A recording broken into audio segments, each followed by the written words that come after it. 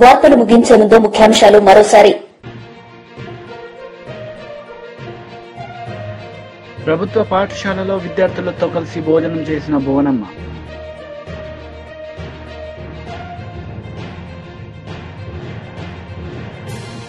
BRS leader Dasoju Shravan Kumar media సమావేశం. CM Revanth రెడ్డిపై fire.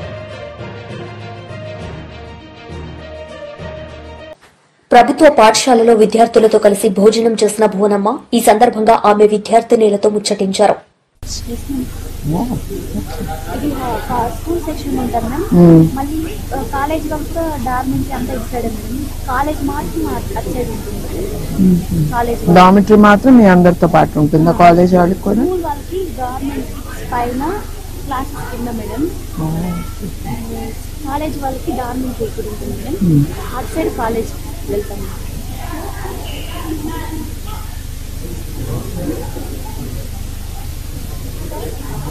మాకు రూమ్స్ సరిపోయి మ్యామ్. రూమ్స్ కావాలి. ఎంతమంది ఉంటారు ఒక్కొక్క రూమ్? అదే మేము 50 మెంబర్స్ ఉన్నాం. No, in one room how many sleep? పడుకునేటప్పుడు ఎంతమంది పడుకుంటారు కలిసి? కాలేజ్ వాళ్ళు డార్మెంటరీలో పడుకుంటారు. ఇన్ వన్ రూమ్ ఎంతమంది? 50 మెంబర్స్. అంటే పొడుగ్గా ఉంటుంది డార్మెంటరీ. ఇరుకవుతుందా?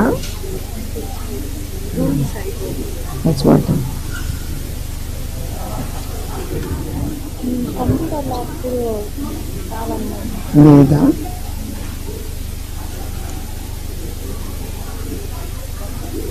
ఆడుకోవడానికి గ్రౌండ్ చిన్నగా ఉంది మనం ఇటు సైడ్.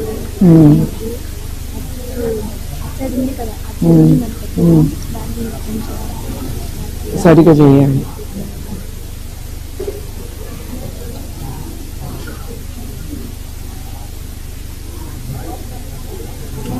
ఒక రిక్వెస్ట్ సన్న బియ్యం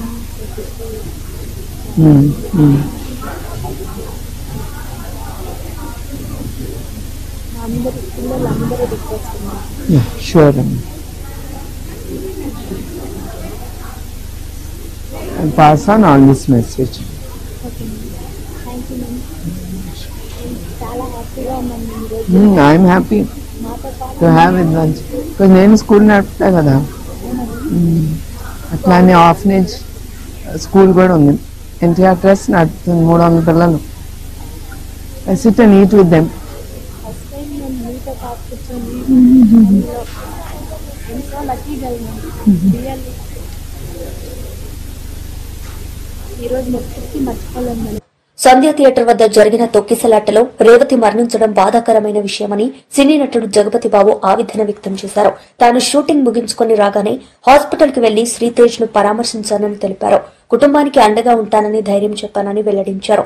బాధిత కుటుంబాన్ని సినీ పరిశ్రమ నుంచి ఎవరూ పరామర్శించలేదనే వార్తలు వస్తుండటంతో ఈ వీడియో విడుదల చేస్తున్నానని జగపతి బాబు వివరణ ఇచ్చారు. నేను షూటింగ్ నుంచి ఊరు నుంచి రాగానే వెంటనే హాస్పిటల్కి వెళ్ళాను. అన్ఫార్చునేట్ ఇన్సిడెంట్ లో, ఈ యాక్సిడెంట్ లో ఎఫెక్ట్ అయిన ఫ్యామిలీని చూడటానికి, ఫాదర్ ని, ఆ బాబు సిస్టర్ ని పలకరించాలని అనిపించింది. హ్యుమానిటేరియన్ గ్రౌండ్స్ మీద వెళ్ళాను. పాజిటివ్ గా ఉంది. He might recover. There is a very good chances. Let's hope for the best అని, with all the people's blessing and gods and goddesses అని చెప్పేసి భరోసా ఇచ్చి వచ్చాను. అందరికంటే ఎక్కువ ఎఫెక్ట్ అయింది ఆ ఫ్యామిలీ కాబట్టి ఆ ఫ్యామిలీకి సపోర్ట్ ఇద్దాం. పబ్లిసిటీ చేయలేదు కాబట్టి, ఎవరికి తెలియలేదు కాబట్టి ఈ మాట వచ్చింది. అది I just clarified. Thank you very much. BRS leaders press meet నిర్వహించారు. ఈ సందర్భంగా పలు అంశాలపై ఆయన మాట్లాడారు. న్యాయం, ధర్మం, రాజ్యాంగ నిబద్ధత ఉట్టిపడే విధంగా అందులో ఉన్నటువంటి ఒక పాలకవర్గం కానీ, ప్రతిపక్షం కానీ, శాసనసభ్యులు కానీ, మిగతా సిబ్బంది కానీ అందరూ కూడా గర్వపడేటువంటి ఒక రీతిలో, ఆదర్శవంతంగా ఉండేటువంటి ఒక రీతిలో వ్యవహరించాల. కానీ దురదృష్టం, రేవంత్ రెడ్డి గారు తెలంగాణ రాష్ట్ర ముఖ్యమంత్రి హోదాలో ఉంటూ పవిత్రమైనటువంటి ఒక ప్రజాస్వామిక దేవాలయంలో నిలబడి రాక్షస ప్రవృత్తితో రాజ్యాంగాన్ని ఖూనీ చేసే విధంగా మూర్ఖ నిర్బంధానికి ప్రతీకగా తన అబద్ధాలకు రోత మాటలకు వేదికగా అసెంబ్లీని మార్చి అటు రాజ్యాంగాన్ని అవమానపరిచినాడు, ప్రజాస్వామ్యాన్ని ఖూనీ చేసినాడు. ప్రజలకు సంబంధించిన అంశాలు హేతుబద్ధంగా, న్యాయబద్ధంగా, ధర్మబద్ధంగా చర్చింపబడతాయని చెప్పని నమ్మినటువంటి ప్రజాస్వామిక వాదులు, ముఖ్యంగా ప్రజలందరినీ కూడా వంచనకు గురి చేసినటువంటి ఒక రేవంత్ రెడ్డి వైఖరిని తీవ్రంగా ఖండిస్తా ఉన్నాం. ఊరంతా ఒకదారి ఉలిపికట్ట ఒకదారి అన్నట్టుగా రేవంత్ రెడ్డి రాష్ట్రంలో రైతు భరోసా అందక, రైతు రుణమాఫీ జరగక, రైతులు నానా రకాలైనటువంటి ఒక ఇబ్బందులకు గురవుతా ఉన్నారు. పండించిన పంటకు గిట్టుబాటు ధర లభించక అన్నమో రామచంద్ర అని చెప్పని వాళ్ళ అప్పుల పాలై రైతులంతా కూడా ఇబ్బందుల్లో ఉన్నారు. దానికి సంబంధించిన చర్చ లేదు. మరో పక్కన జీవో 46 కావచ్చు, జీవో 29 కావచ్చు, అనేక మంది నిరుద్యోగ యువకులు నిరుద్యోగ సమస్య మీద బాధపడుతుంటే ఆ ఉద్యోగాల కల్పనపై చర్చ జరుగుతుందేమో అని చెప్పని ఆశపడితే దానిపైన చర్చ లేదు. ఇవాళ ఎక్కడ చూసినప్పటికీ కూడా బీసీలు, ఎస్సీలు, ఎస్టీలు, మైనారిటీ వర్గాలు చదువుకునేటువంటి ఒక గురుకుల స్కూళ్లలో కలుషితాకారం వల్ల అస్వస్థులైపోయి ఆసుపత్రుల పాలై చనిపోతున్నటువంటి ఒక ఆత్మహత్యల పాలవుతున్నటువంటి ఒక గురుకుల విద్యార్థుల సమస్య పట్ల చర్చ లేదు. హైడ్రా బాధితులకు సంబంధించిన అంశం మీద చర్చ లేదు. మూసి బాధితుల సమస్య పట్ల చర్చ లేదు. అదాని లాంటి దోపిడీదారు అని చెప్పబడుతున్నటువంటి ఒక వ్యక్తికి కేటాయించిన భూములపైన చర్చ లేదు. లగచర్ల బాధితులపైన చర్చ లేదు. ఏ చర్చ ప్రజలకు సంబంధించింది లేకుండా తగుదునమ్మా అని చెప్పని వాళ్ళ కేవలం రేవంత్ రెడ్డి యొక్క వికృత విన్యాసాలకు, రోత మాటలకు వేదికగా అసెంబ్లీని వాడుకొని ప్రజలను అవమానపరిచిండు, రాజ్యాంగాన్ని కూని చేసిండు. ఇవాళ ఒక బాధ కలిగించేటువంటి ఒక 2-3 అంశాలు నేను మీ దృష్టికి తీసుకొస్తా. ఎందుకంటే మొత్తం అసెంబ్లీ అంతా కూడా ఒక దుర్యోధన సభలపై నడిపించినాడు రేవంత్ రెడ్డి. తను అన్నదే వేదం, తను ఒక ఫత్వా జారీ చేసినట్టు, ఏం మాట్లాడినా ఫత్వా జారీ చేసినట్టు, కనీస రాజ్యాంగం మీద గౌరవం లేకుండా రేవంత్ రెడ్డి అసెంబ్లీని తన రోత మాటలకు వేదికగా వాడుకొని ఆయన 2-3 గ్లేరింగ్ మిస్టేక్స్ను నేను మీ దృష్టికి తీసుకొచ్చేటువంటి ఒక ప్రయత్నం చేస్తా. మిత్రులారా, అది ఒకటి ముఖ్యమైనటువంటి ఒక అంశం. దాంట్లో చాలా అంశాలు ఉన్నాయి. లగచర్ల అంశం ఉంది, తర్వాత అవన్నీ కూడా మాట్లాడతాను. అయితే ఇప్పుడే హైదరాబాద్ కమిషనర్ సివి ఆనంద్ గారు కూడా మాట్లాడినారు ఈ అంశం మీద, కాబట్టి నేను కొనసాగింపుగా ఈ అంశాన్ని నేను మాట్లాడుతూ ఉన్నాను. తెలంగాణలో ఏమైనా అంబేద్కర్ రాజ్యాంగానికి ఏమైనా చరమగీతం పాడిండా Revanth Reddy? Is Revanth Reddy not governed by Indian constitution? Is Telangana police not governed by Ambedkar's constitution? Revanth BJP leader media సమావేశం నిర్వహించారు. ఈ సందర్భంగా పలు అంశాలపై ఆయన మాట్లాడారు. देश के यशस्वी प्रधानमंत्री नरेंद्र मोदी जी के नेतृत्व में लगातार भारत बढ़ रहा है और दिल्ली भी बढ़ रहा है। और दिल्ली जैसे प्रदेश में जहां पानी का दिक्कत हो, नाली का दिक्कत हो, सड़क का दिक्कत हो, उन समस्या पर दिल्ली के वरिष्ठ नेता और पूर्व मुख्यमंत्री कुछ नहीं बोल रहे। और जैसा कि आप जानते हैं, याद कीजिए कोरोना के समय को, जब कोरोना जैसी महामारी इस दुनिया में आई तो दिल्ली के तत्कालीन मुख्यमंत्री ने क्या कहा था कि जो बिहार यूपी के लोग हैं वो बिहार यूपी लौट चले जाएं। इलाज तक की व्यवस्था नहीं दिया और बसों में भरकर बिहार और यूपी जाने के लिए लोग मजबूर हुए। और आज लोग ये गलतफहमी फैलाने का प्रयास करते हैं कि पूर्वांचल के इशू पर रोहिंग्या और बांग्लादेशियों से जोड़ने का प्रयास किया जा रहा है।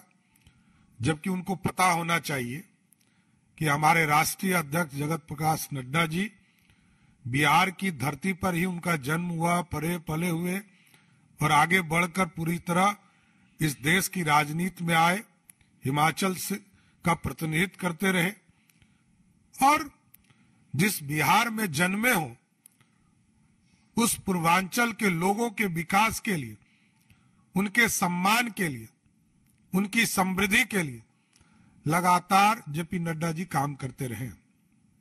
लेकिन दिल्ली में जो इंडी गठबंधन के लोग हैं, ये ना विकास से इनको मतलब है, ना दिल्ली के समृद्धि से मतलब है, ना दिल्ली में लोग शिक्षित हो, रोजगार मिले, इससे कोई चिंता लेना देना नहीं है। इसलिए आज बड़ा स्पष्ट तौर पर मैं आग्रह करने आया हूं दिल्ली में रह रहे पूर्वांचल के लोगों से, इन लोगों से सावधान रहने की जरूरत है और इन लोगों को करारा जवाब देने का समय आ गया। 10 साल 12 साल से दिल्ली में सरकार बनाकर कोई काम ఢిల్లీ की जनता के लिए బల్లగరువు గ్రామంలో అభివృద్ది పనుల ప్రారంభోత్సవం డిప్యూటీ సీఎం పవన్ కళ్యాణ్ పాల్గొన్నారు. ఈ సందర్భంగా ఆయన ప్రసంగించారు. ఈ సందర్భంగా పలు అంశాలపై ఆయన మాట్లాడారు. నల్గొండ అభివృద్ధి చేద్దామని చెప్పి రింగ్ రోడ్ లెక్క ప్రతిపాదన తీసుకొస్తే 3 ఆప్షన్స్ ఇస్తే అత్యధికంగా ప్లాట్లు పోతూ అగ్రికల్చర్ ల్యాండ్ పోతూ చాలా మందికి ఇబ్బంది అవుతున్నది. ఈ ఆప్షన్ వద్దు అని చెప్పేసి నల్గొండ ప్రజలు మొత్తుకుంటున్నారు. ఇది వద్దు, వేరే ఆప్షన్ తీసుకోండి సార్, ఇక్కడ ఎక్కువ మందికి నష్టం జరుగుతున్నది సార్, మీరు ఇచ్చేటువంటి పైసలు కంపల్సరీ సరిపోతలేదు సార్, వందల మంది పాపం కష్టపడి పేదోళ్ళు చిన్నోళ్ళు పెద్దోళ్ళు ఉద్యోగస్తులు కొనుక్కున్న ప్లాట్ లాగా అవుతున్నాయి సార్ అంటే కూడా లేదు లేదు ఆడు పెట్టింది కాబట్టి అది వద్దు, ఇదే పెడదాం. ఏం చేస్తున్న పరిపాలన నాకు అర్థం కావట్లేదు. ఇగోసా పంచాయతీలా నువ్వు చేసినా కాబట్టి అది కావద్దు కాబట్టి ఇది కావాలి, ఈ దానికోసం అది చేసేది. సంక్షేమ కార్యక్రమాలు మాట ఇచ్చిన ఎట్లా అభివృద్ధి చేద్దాం, నల్గొండలో ఇంకా గొప్పగా ఏం చేయగలుగుతాం, గతంలో ఉన్నటువంటి జగదీష్ రెడ్డి గారు ఉమ్మడి జిల్లా మంత్రిగా చేసినటువంటి అభివృద్ధి కంటే నేను ఇంకా గొప్పగా ఏం చేయగలుగుతా, ఏం చేస్తే నాకు మంచి పేరు వస్తుంది, ఆలోచన లేదు. చేసిన దానికి మల కొబ్బరికాయ కొట్టుడు, లేకపోతే మేము చేసామని చెప్పుకున్నాడు, మెడికల్ కాలేజీని తీసుకుపోయి మనం చేసిన దాన్ని తీసుకుపోయి కొబ్బరికాయ కొట్టించే ప్రయత్నం, థర్మల్ పవర్ ప్లాంట్ ఆపి పడేస్తా మా గవర్నమెంట్ వస్తే దాని సంగతి చూస్తా అని చెప్పాను. మరి ఏ ముఖం పెట్టుకొని పోయి మన డాన్స్ మీద కూర్చొని ఓపెనింగ్లో పార్టిసిపేట్ అయ్యి మాట్లాడినావు, కోవటంకర్ రెడ్డిను. మా దగ్గర కూడా తుంగతుర్తి 100 పడకల ఆసుపత్రి హరీష్ రావు గారు తీసుకొచ్చి పెద్ద ఊరిగింపుతో మంచిగా సభ పెట్టి నేను మంచిగా ఓపెనింగ్ చేయించుకుంటే మళ్ళీ దాన్ని తీసుకుపోయి మళ్ళీ కొబ్బరికాయ కొట్టిస్తాడు మా ఎమ్మెల్యే. అంటే కొట్టేవాడికి కొబ్బరికాయలు కొట్టించి మనం ఆనందపడి మేము చేసామని చెప్పుకునే ప్రయత్నం చేస్తారు తప్ప ఈ సంవత్సర కాలంలో ఒకటి అంటే ఒక్క అభివృద్ధి కూడా మీరు చేయలేదు. మీరు చెప్పిన 6 గ్యారెంటీ అమల గురించి అయితే ఇక మర్చిపోండి. సభకు వచ్చి మాట్లాడితే కూడా ఇక 12 మందిని ఒక్కడెట్నో గెలిచిండు ఏకలింగం ఆయన జగదీష్ రెడ్డి అని చెప్పేసి రేవంత్ రెడ్డి గారు మాట్లాడతారు. ఏకలింగం ఒక్కడైనా సరే మంచిగా సరిపోతుంది, మీకు ఏం కాదు, ఆయన ఏకలింగం బాగానే ఉంది, ఇంతకు నువ్వే లింగం స్త్రీలింగమా పుంగిలింగమా అని నేను కూడా అడగవచ్చు, కానీ మాకు సభ్యత అడ్డం వస్తుంది. మావాడు ఏకలింగం ఓకే, నువ్వే లింగం స్త్రీలింగమా పుంగిలింగమా అని అడగవచ్చు, కానీ మేము అడుగుతలేము, సంస్కారం అడ్డం వస్తుంది.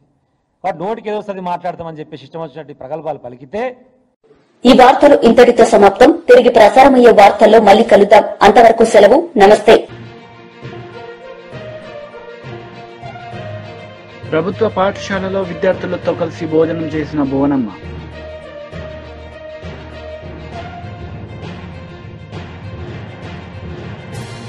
BRS leader Dasoju Shravan Kumar media సమావేశం. సీఎం రేవంత్ రెడ్డిపై ఫైర్.